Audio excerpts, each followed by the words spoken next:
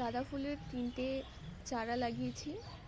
একটা yellow Marigold, একটা orange Marigold, আর এটা ঠিক অরেঞ্জও না ঠিক ব্রাউনও না, এটা আলাদা একটা স্পিসিস, বাট খুব ভালো, অনেকটা যেন মিনি সানফ্লাওয়ারের মতো।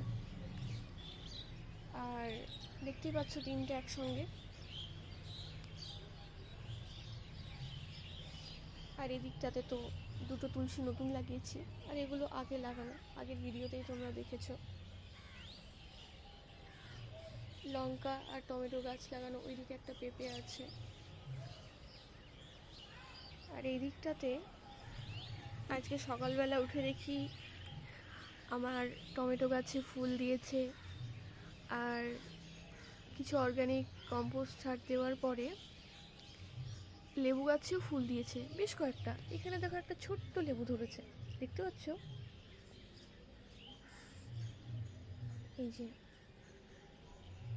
এই যে ফুল ফুল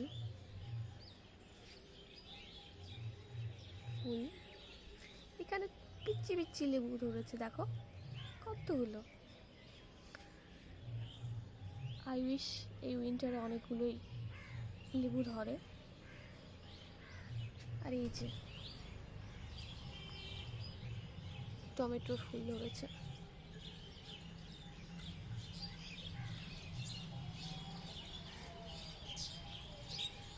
সো